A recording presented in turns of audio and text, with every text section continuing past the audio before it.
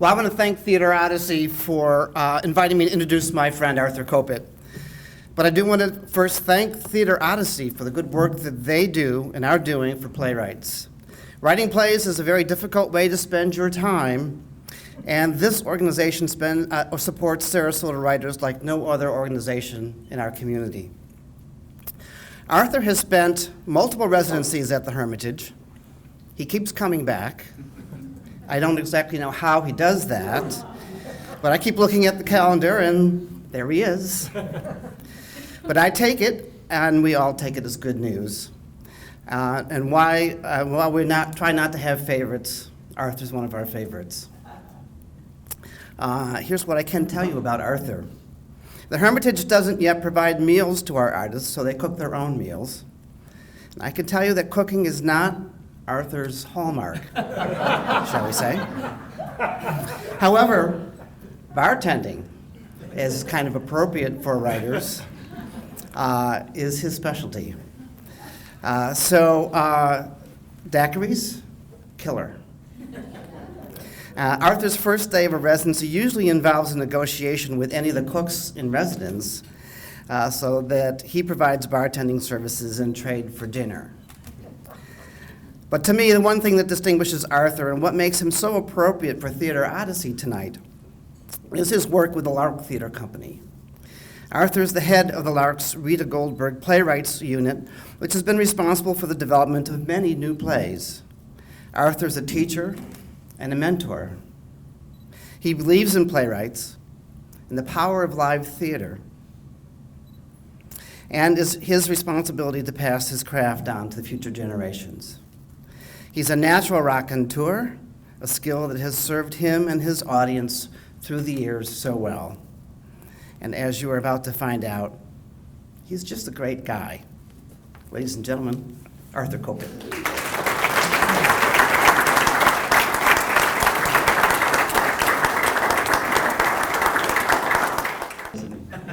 Thank you. I thought so. Hi. I had the privilege of getting a chance to sit and talk with Arthur during dinner, and one of the things we talked about, we set up the scene of this show talking about it's in the Dakotas at the Standing Rock Reservation in 1886. And if you've been reading the newspapers this week, you'll notice that the Sioux tribe is up in protest in Standing Rock Reservation in the Dakotas in 2016. How do you feel about that?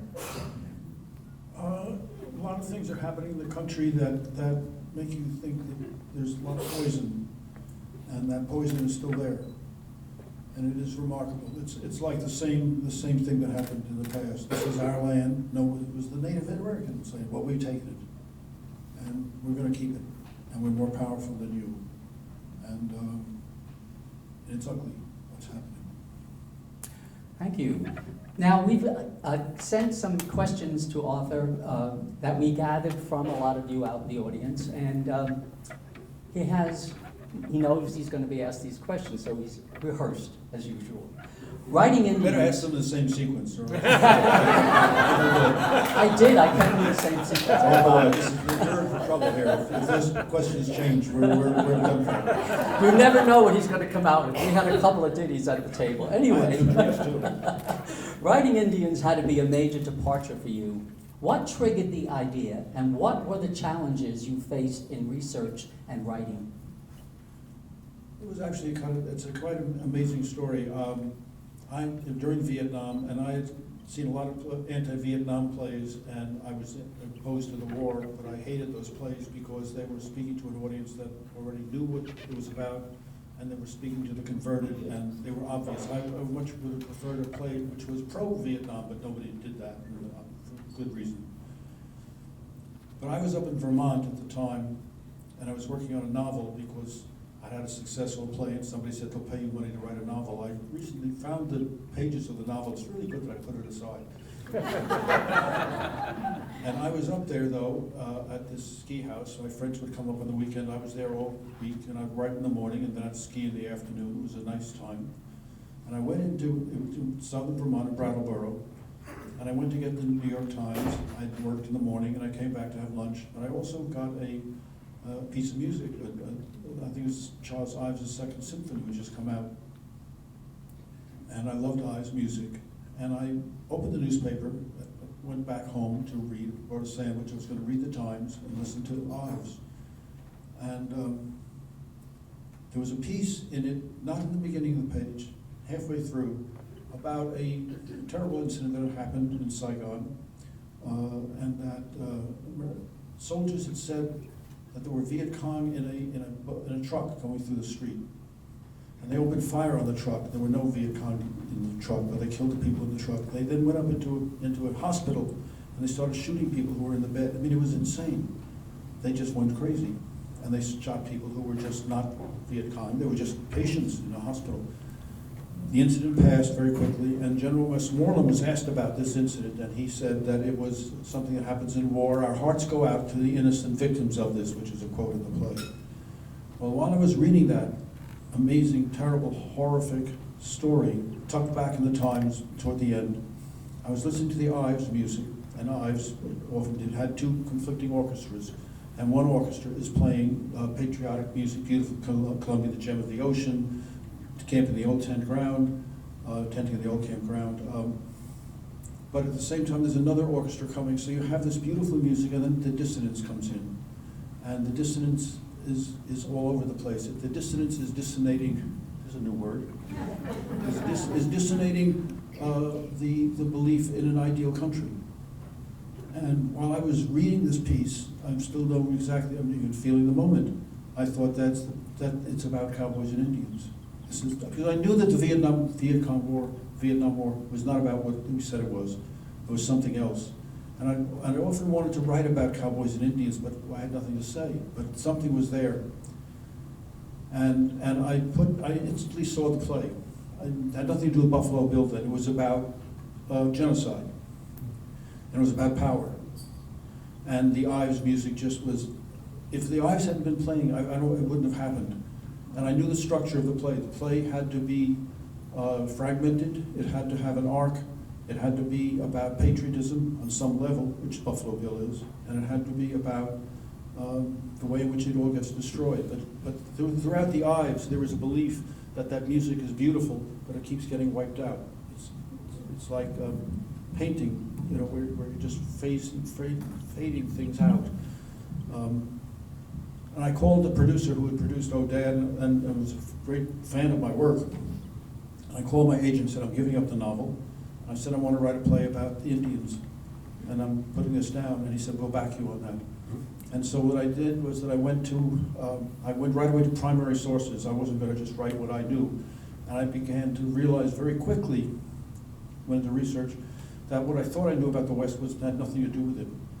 And how Western films were fascinating lies, and the way it really happened, and what it was like in those towns, and what it was like. And I read documents, and along the way, I wasn't worried about how I would focus the play, because I had the structure, and it was from Ives. And it was that Westmoreland's speech would be there toward the end. And then I came across Buffalo Bill, whom I knew about. I'd never seen him. And I saw there was the person who had inadvertently created great damage to the country. He believed in the country. He was a good man, absolutely good man. And everything he tried to do to help the Indians made things worse in a way. So that's what it was, and that's how it began. And it was a remarkable piece in playwriting, in research. There's a difference between research heaven and research hell. And it's a very fine difference. And if you don't know the difference, you can get into trouble. And you have to know what you're looking for. Because if you just start reading the history of the West, oh, this is fascinating, you just go off. I knew what I was looking for. And when I came across that, and I was going to original documents, and when I came across the scene that you saw, which came from that, which was the senators going out to the Indian reservation to do this, and Sitting Bull speaking, a lot of that is from Sitting Bull. Buffalo Bill was not there, but he became a friend of them all. That's how it began. What brought you to playwriting as opposed to any other form of creative expression? And how is the writing of a play different from other types of writing? I was at college. I went to Harvard thinking I'd be an engineer. Not really sure why, but I had a cousin who was an engineer in solar engineering, and so I was going to do that. I'm going to tell you, all right, the first day, my life changed on the first day of classes, and it was an epiphany. I got 2 800s on the college board, so I was in the top 150% or something. I mean, you know, and I thought I'm the best one, but I took an advanced calculus class, and I look around the class and say, oh, there's other people here who got 800s on their boards too. This is I'm in a little trouble. So I was sitting there, and the professor asked a question about coordinate systems, Cartesian coordinates and non-Cartesian coordinates. And what I often did in class, and I realized when this incident happened that I probably did this in high school, I would get up and say something, and the teacher had no idea what I was saying, but he figured that I knew what I was saying, and I would get A. So I made some statement about the coordinate systems to this professor, and his jaw dropped, and he said, young man, you have a lot to learn. And I realized I got to drop this class. It was terrible. Oh my God. And I realized I really didn't know what I was talking about. So I sat down, and then he says he's going to hand out a test, the blue book, to see how we all do. So I'm very excited because I do really well at tests. And I look around, I see that these other people who think they do well at tests too. Ha-ha, I see, this is interesting. Small class, maybe about 20, about 8 of them, not quite half, are Asian. I'd gone to a high school where there were Italian and mafia, they came from mafia. It was wonderful. There were a few Asian, but not many. But I'm in a different place here because they're really smart, and I'm really smart, but I'm not the only smart person in this room. What am I going to do? So the test comes, and I'm sitting at the table. The test is there, and I can't wait to open the test. And I look around the room. I'm ready to open the test and go at it. And a couple of black students, a couple of white students, we're all sitting like me like this. The Asian students were not sitting like that. I see them all, and they're all relaxed. They're all like this. And they're holding the test, and I suddenly have an epiphany. I realize that to me, the test was always an enemy that I would beat in combat. And to them, the test was a friend that they would embrace, that would reveal the answer. And I said, that's the way to do it. And I can't do that. I'll never be really important in math. It's not good. But I see that room. They're sitting very calmly, and they're going to open the book, and they're going to look, they're going to do it. I'm going to tear the book over and do it. And they looked at it differently, and I thought, this is not a field for me. So I go back to my room, I'm going to drop the subject, and I open up the Harvard catalog to see what I'll take. And I see that they have pages and pages of courses in writing fiction, and you get credit for it. And I realized that if I had been taking a course in fiction writing, I would have gotten an A for what I had said when I answered the question on the coordinate systems, not an F. But I also believe, absolutely, I'm not kidding, I believe that this was an experiment by Harvard, because anyone who would take a course in writing fiction for nothing, I would have done this for nothing. They're going to give credit. I better take it this year, or else it's going to be gone. Well, I realized suddenly, wait a minute, that's what I want to do. There's something, I'd been an editor in the newspaper, I'd written articles. I loved theater, loved theater. But it never occurred to me that you could be a writer. I didn't know any writers. I knew engineers. So I took a course in writing fiction. And I was self-conscious, but they were very good writers. In my sophomore year, I stayed majoring in engineering because at that point I could do the classes and I could do the tests, and I could do that easily. But this way I could take writing courses all the time, and if I was an English major, I couldn't do that. And I didn't want to write a thesis. I just wanted to write plays, write fiction, not plays yet. And it was intimidating, and they were really good. It was great to be with good writers. In my sophomore year, there was a writer who had won an O. Henry. There was 2 writers who had short stories published in Mademoiselle, and 1 writer had a novel published. So this was, and they were really good. So you were at a high level. At the end of my sophomore year, in my dorm, there was a teacher, a faculty. We used to go to theater all the time and see plays that were opening in Boston that would then come to New York. The theater was different then, and plays tried out of town. So we were seeing the best plays of the year, but I was also studying theater. And the best plays of the year often weren't very good plays, I thought. So that was interesting. And he said, in spring, if anybody wants to write a play, a 1-act play, we will do it. So I thought, wow, that's fantastic, I'll write a play. I asked my teacher of fiction, could I write a play instead? He said yes, so I wrote this play, and he read it. We read it, and what happened was, when I wrote fiction, I was very conscious of myself as the writer. I was self-aware. I couldn't lose myself in the piece. When I wrote this play, which was actually based on something that had happened, it was the most realistic play. It's not really realistic, but it's something that happened to me. I was on the basketball team, and I recently had a high school reunion, and my team, we were there, the team was there at this reunion. And they were asking everybody in the class, how did you get to where you were? And I said, I got to become a writer because of my basketball team. They said, what? I'd never told anyone. In our junior year, we were called out of class.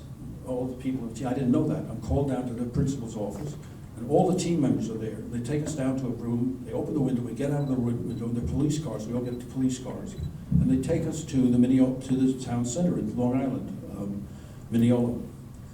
We have no idea what this is about, and we're brought into a police room and we're interviewed because it turns out there's a lot of money bet on a basketball team. We had a really good team. I was not the star, but I played on the team. But I had no idea that there was a huge amount of money bet on our team. And apparently someone was being paid money to shave points. And I remember being asked by the policeman, had anybody, about this? And nobody had asked me to shave points. Not that I would have, but why didn't they ask me to shave points? We figured out who it was. He was a senior. They didn't catch him, but he was, yes, that was happening. When it came time to write the play, I thought I would use that incident. I changed the events, but I used it. It was a play called Questioning of Nick. It entered a contest in my junior year, and it won the playwriting contest, and it was produced. But the people who were judging the contest were Archibald McLeish, John Hawkes, and were fantastic members of the faculty. It was being done with Strindberg's Miss Julie. The actress got sick, so my play was done by itself, and it was a huge success. It was really good. I had a girlfriend, very beautiful, very wealthy, in the oil business, and she expected to marry me, and I was going to go into the oil business and become an oil millionaire. So, it was kind of a dull idea, but I didn't want, but anyway, I'm there, my parents are there, and I suddenly see the play being done. And what's different from writing fiction, writing a play, is that your characters have taken over, and you see the audience's reaction, and I was thrilled by this. And I thought, could I possibly do this for the rest of my life? Could I actually earn a living possibly doing this? Can I do this instead of being an engineer? And I look at my girlfriend, and I realize the relationship is over. She sees my face at once. He's not going to marry me and go into the oil business. And that was what happened. I mean, it was seeing what it's like to write a play and have it done in front of others. And it had taken on a life of its own. It was a really good production. The play is still done sometimes. And then I began writing, immediately I was very lucky at Harvard. There was no theater department. And there was theater all the time. They were doing new plays. They were doing plays in dining rooms. You just did it everywhere. So by the time I graduated, when I wrote Oh Dad, I had done 7 plays. I directed 5 of them. I had done the lighting, the sets design. I actually had a better education in theater than any graduate student would because I saw plays all the time. And nobody was there to tell me what to do, and I would see it and think, no, that didn't work, I could do this. You learn by doing. And that was what was fortunate, was that I was just able to, if you're going to write plays, you have to hear them, you have to see them, and be able to realize some of them work better than others, and some, why did that not work? Why did this work? And here you are today, lucky us. Well, I believe it. Now, Theater Odyssey is known for its 10-minute play festival. Is the process of writing a 10-minute play different from a full-length piece? Is it easier or more difficult? Well, it's very different because it's shorter. But it is different, and it's a wonderful process. I've written them.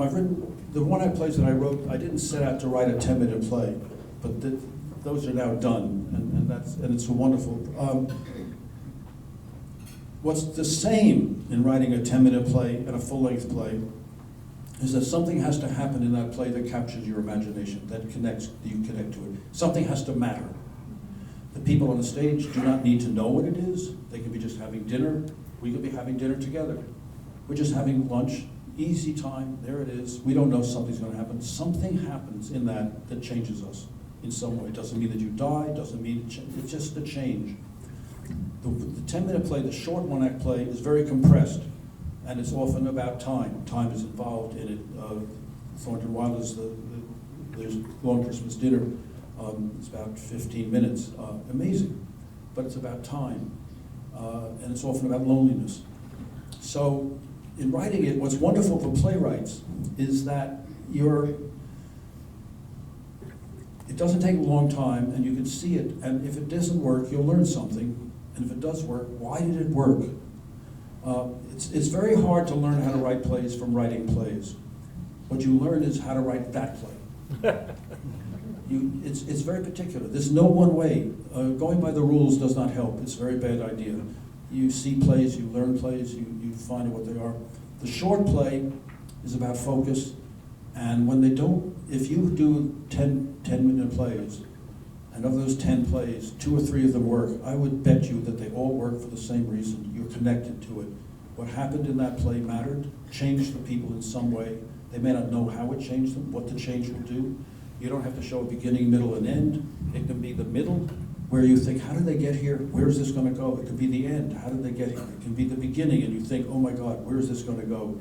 It's a moment in time, and there's no one way to do it. But unlike long plays, it's unlike a symphony. There's no recapitulation. There's no elaboration. It's a moment, and so you need to see that. And what it does is it does enable the writer to write a play quickly, and if it doesn't work, you learn something, and it's an extraordinary. You learn how to write a play not by being taught by anyone else. You teach yourself. You need to hear it. You need to see it, and you need to learn. And I think it's very important in the Lark, where I run a playwrights workshop.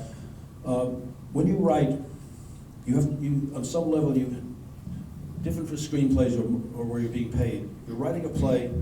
On some level, you throw away the safety net. You try something. And as far as you know, it may not work. You have to know that if it didn't work, it's okay. But sometimes you think it didn't work, and it does work. This is not like brain surgery where you better know what you're doing all the moments. You both know and you don't know.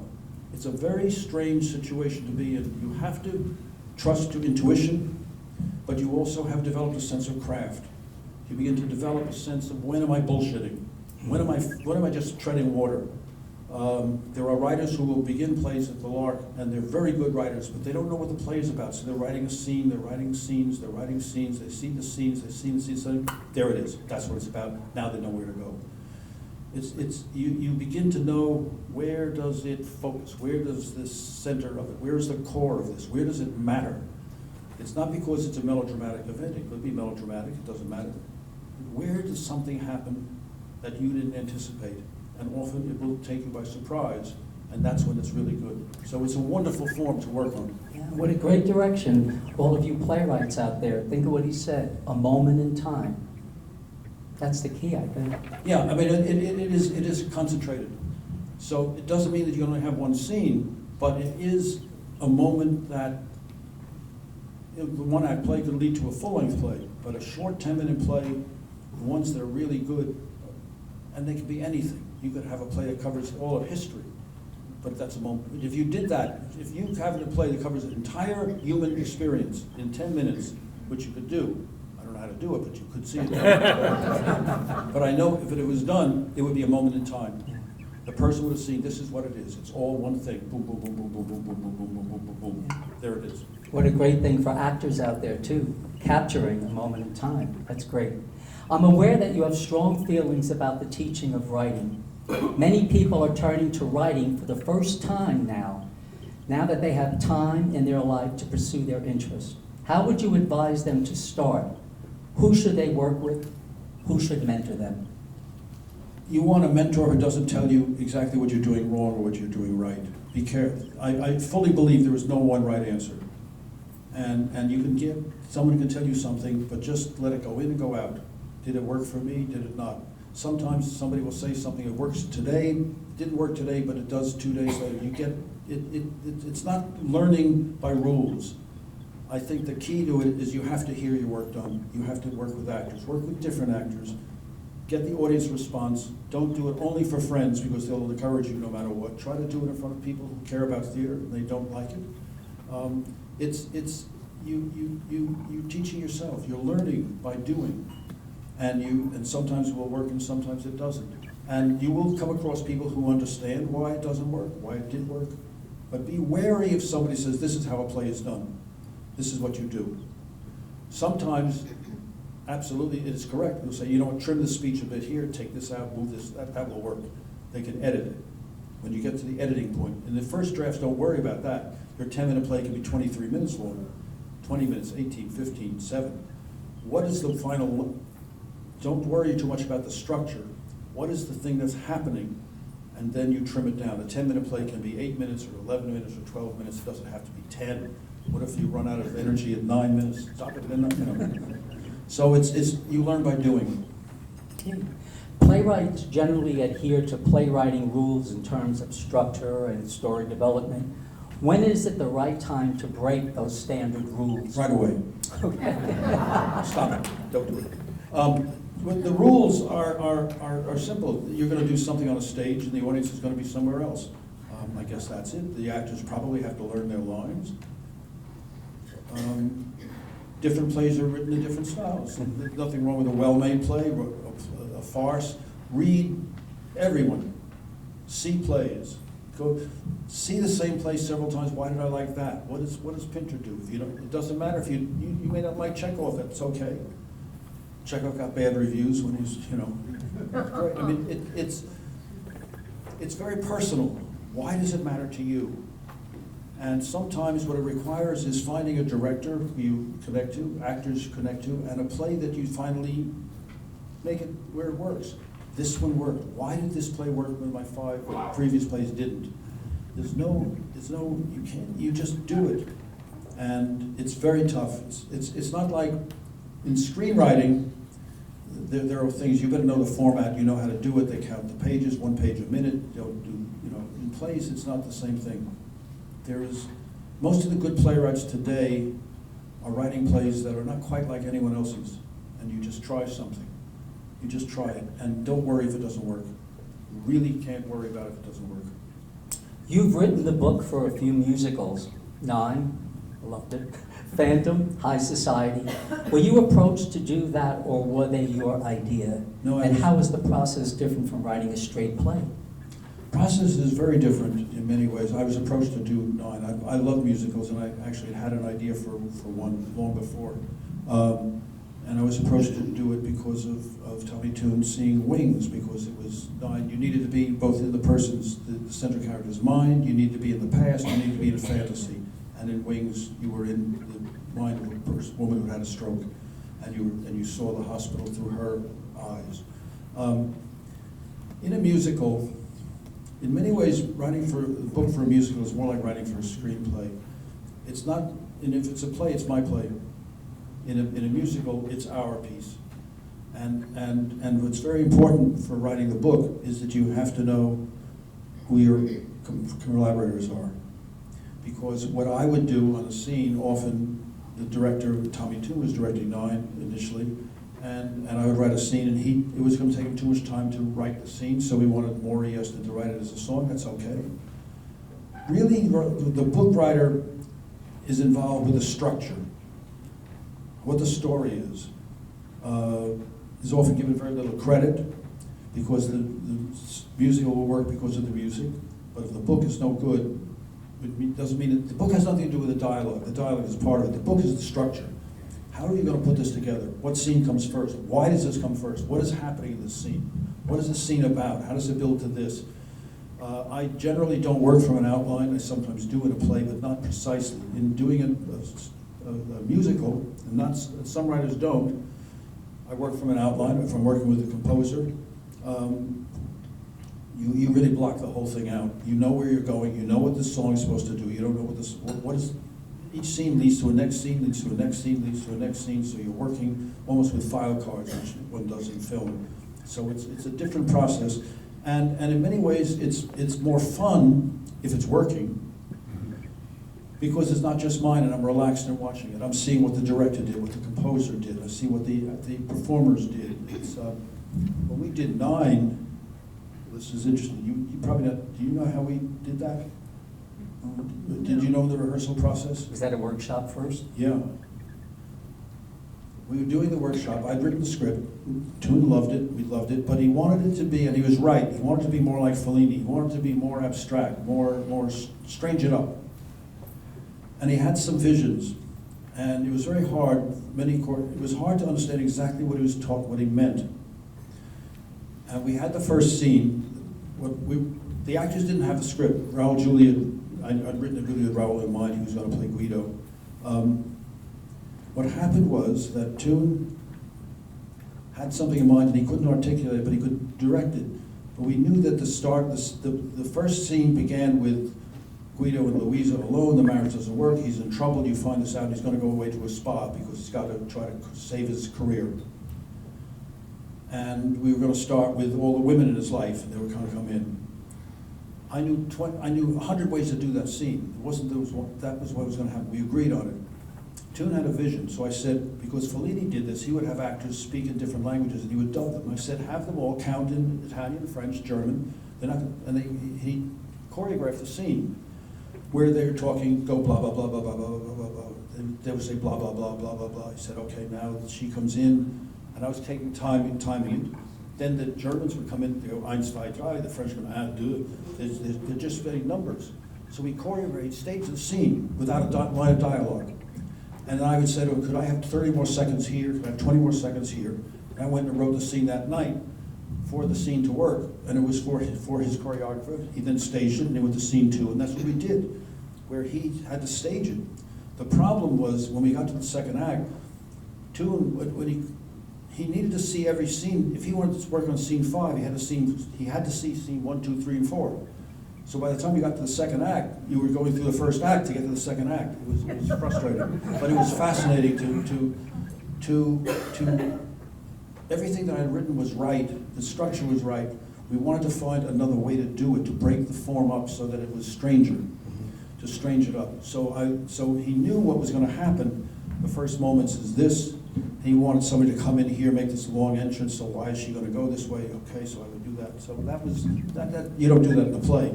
That was what my job was in the musical. The interesting thing about that play is everything was black and white. It took place in a spa, and everything looked like it was either tile or marble, and everybody was dressed in black on a white set. It's very, very interesting. And then when they did the revival with Antonio Banderas and Chita Rivera and Laura Benanti, they actually flooded the stage. So people actually walked through water. It was very exciting because you could do Very different exciting. ways. They splashed all over the place. I loved it. I sat down front and I said, get me wet. It was thrilling to work on because it was a completely different from a play. Because my job is, as the director, I had to, as the author, I had to know, as the director was, I have to know what the director can do and can't do. And I have to adjust to him. Very different from a play where this is my play and you don't change anything. I'll change anything to make it work because my job is not to write wonderful dialogue, it's to write wonderful dialogue, but to make sure that I can glue everything together. And how do you do that?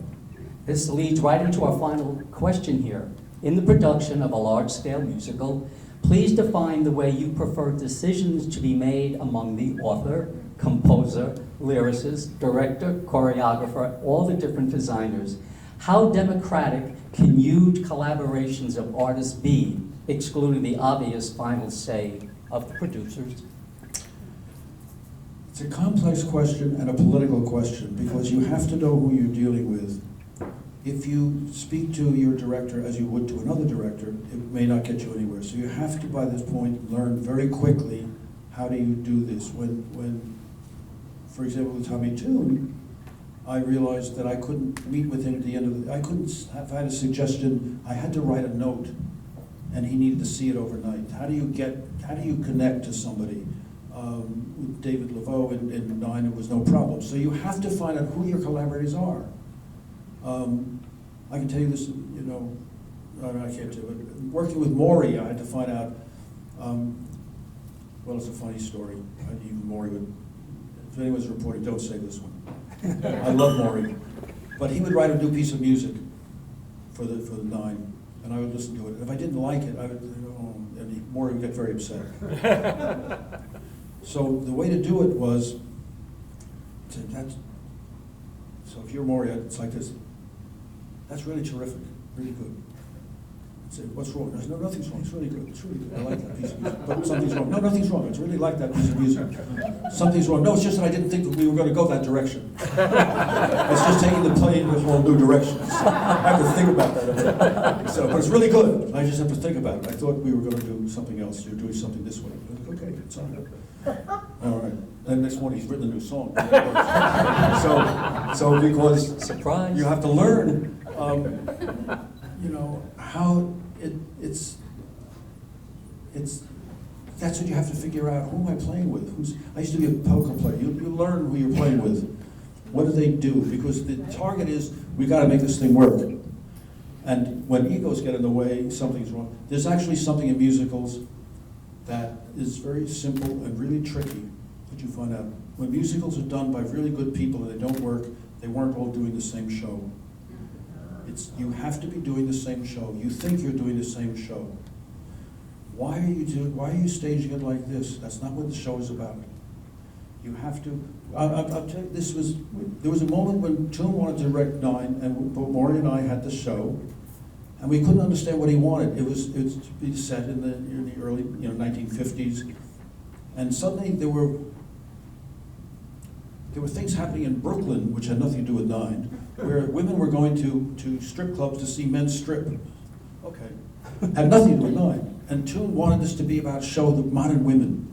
We didn't understand what he wanted, and he was trying to explain it, and we couldn't figure it out. So we had a meeting with Toon, Maury and I, and then my agent, whom Toon respected, and everyone respected, because we thought we're going to have to drop the show, because I don't know what he wants anymore. He wants it to be modern. He wants it to be about today, women today. I said, okay. And it couldn't work, and I thought we're done for. And then I remembered The Hustler, where I think it's Newman's, and he goes and he puts water on his face. And I said, excuse me, I went to the bathroom, I put water on I said, we can drop this show any moment, we'll find another director. I just put water on my face. I thought, just take a deep breath. And I came back and I went to the table and I said, can I just tell you what I think the show is about? Toon said yes. And I described the show as Fellini had done it. I said, it's about women and it's about this man who has a breakdown in his career, and he's in love with all of these women, and they all love him, and his career is going downhill, and he doesn't know what to do and how to get out of it, and he thinks about his past, and that's what. And when I was finished, Toon is weeping and says, "That's what I want to do," but that's what we. So it was just finding a way to say what was the truth, but for some reason he wasn't able to hear it at some moment, and what I remembered was, don't just take the easy route, just say this is over. Take one more step. Say, let me just tell you what I think. Calmly, calm it down. So you have to learn who you're dealing with, who's your director, who are your actors. It's about, what do you say, what do you not say? What do you really want to say? It's very important. What do I need to say? What do we need to do? Let them know if you're not sure what to do. It's about communication.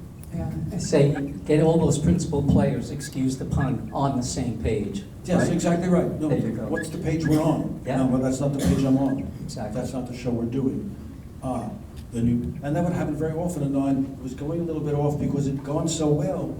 Toon thought, well, I want to try this, I want to try that, and it was going downhill. And we got it back on, but it was spooky. That happens. It's a muddled arena in a way. You need clarity in the midst of fog. That often happens. If you ever see it advertised anywhere, go see it. It's brilliant, brilliant. Thank Is you. there anybody out here that would like to ask a question of Arthur? I went table to table, and I think everybody's like.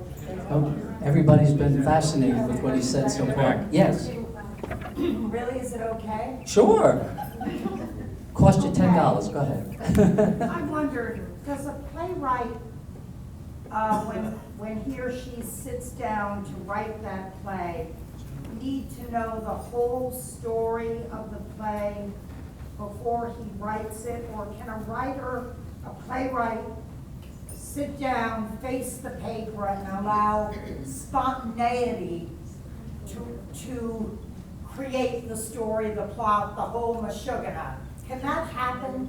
Yes, that can happen. Some writers don't know the ending when they begin. Some writers don't want to begin until they know the ending.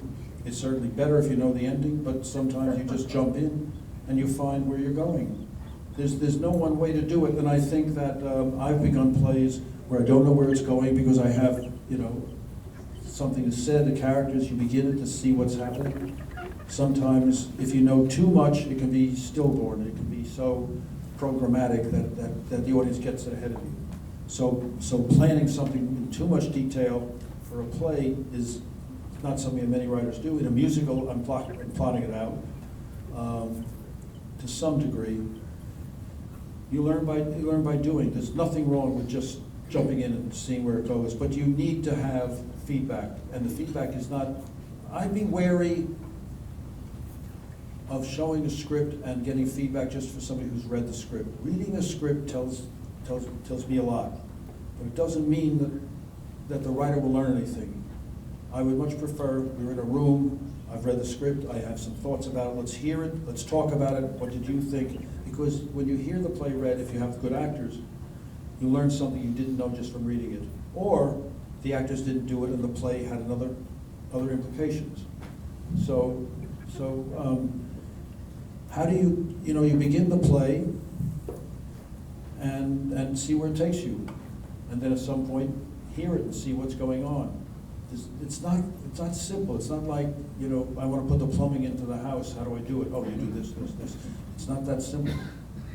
But you can just do it, is what I think. Yeah, great. Yes, Don. You've had some experience teaching at universities here and there. What have you learned from the experience of teaching, and what do you feel about the future of playwriting based on what you found in the classroom? When I hadn't been teaching for a while, maybe about 4 or 5 years, and then I taught at Hunter for the last 3 years, the MFA program, and one of the students said to me, we want to know how to rewrite plays. And I laughed. I said, I want to know that too. And she thought I was joking. And I told, on the Drama Guild, I told other playwrights, and I said, and they all laughed, there is no one right way to do it. And what I said to the student was, over the 2 years, you're going to learn how to rewrite, how you do it. Sometimes it works, sometimes it doesn't. But it is about seeing what you have to find out what you were doing. How do you learn this? It's not going to be a teacher telling you what to do. You guide somebody. Now, what I do when I taught playwriting was I always had actors come in. I don't really like playwrights reading their own work. Well, I'll tell you why, exactly why. Funny story, an insight into playwriting. I was teaching at City College, and I met in Midtown, not uptown, and I had actors there. Maybe I had 8 actors come in, 7, 8 actors, and I had about 10 students. And one day, one of the students brought in a play, but he needed 9 actors. He didn't have a 9th actor. And I didn't want my writing students to act in the play, so I said I would do it. And I took the smallest role, the role, the equivalent of butler, to read the play. And what I discovered was while we were reading the play, all I could think was there are not enough lines for butler. Butler's more important than this. Fuck this play, this is terrible. Why? Got to rewrite Butler. I had no idea what the play was like. I was just waiting for Butler to go again. And so, what I think for actors, and I've asked actors this at the Lark, when the actors talk, they're not talking about the scenes that they weren't. They may ask a question about scenes they weren't in. What was it like for you in this scene? What are you after? Where do you think this play would go? When I did that. I was, the Phantom, my musical Phantom, was done initially as a movie. Tony Richardson redirected at the Paris Opera House. And at one point I was over there, and it was wonderful.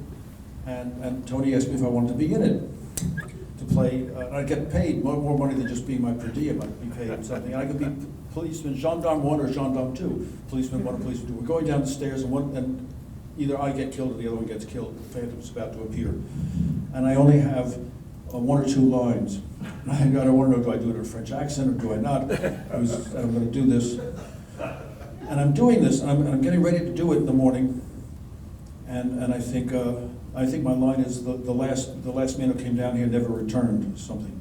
And the other policeman says, that can't be true, is that true? And so that's it. But I'm about to do this, and I get there and I think, wait a minute, what about policeman 1, gendarme 1? What's my name?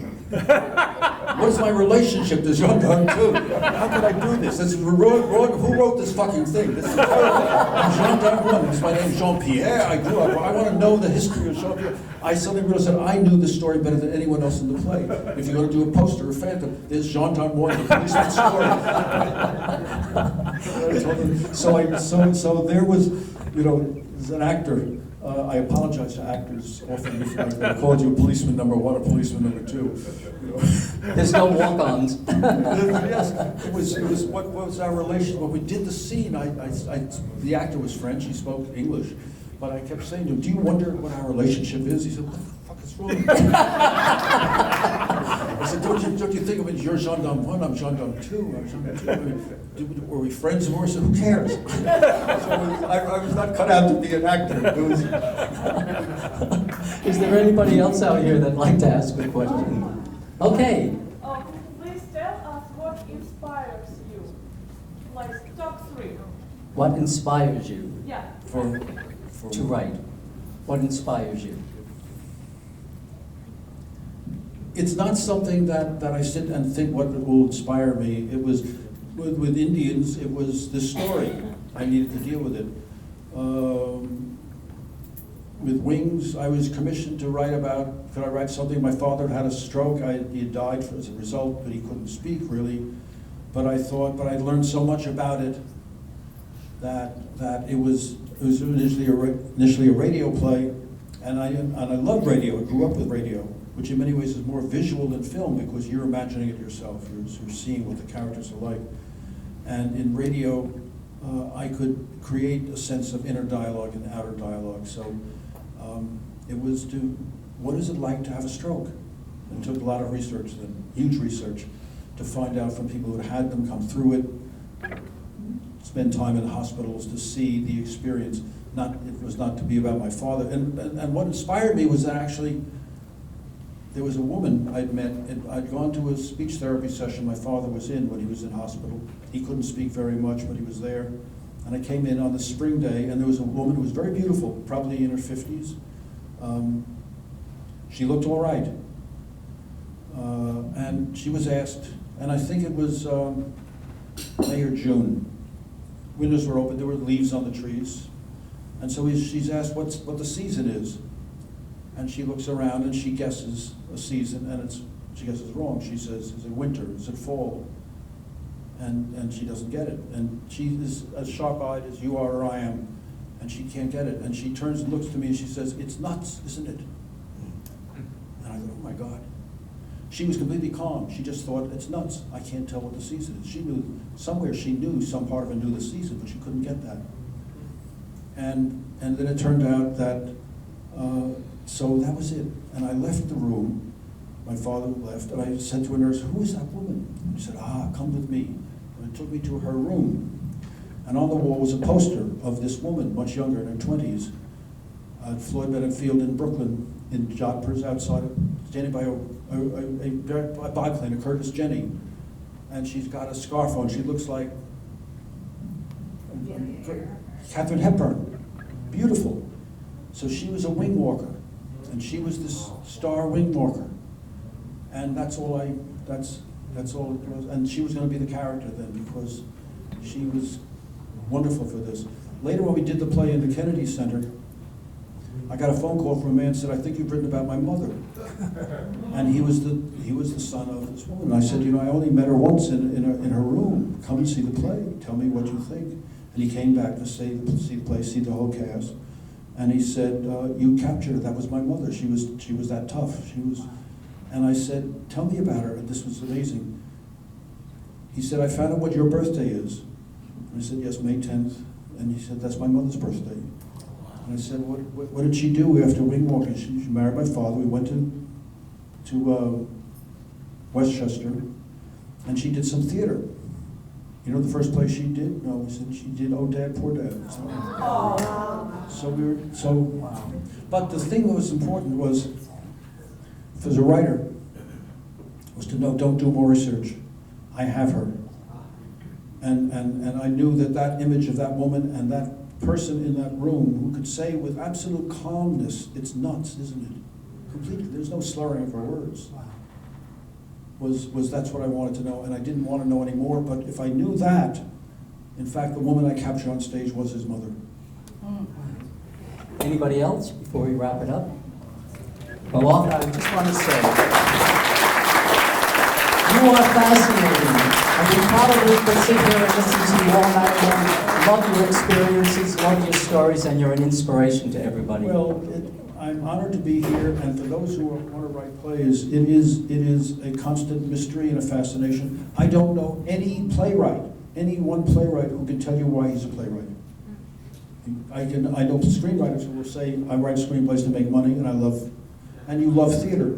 Why do you write plays?" And if you're going to write plays, you should know that it's a very strange thing to do, and it's a powerful medium, and when it works, it works. And I applaud what you're doing, and it's wonderful. Thank you, sir. Thank you. Let's have a nice round of applause for Arthur Kopit, ladies and gentlemen.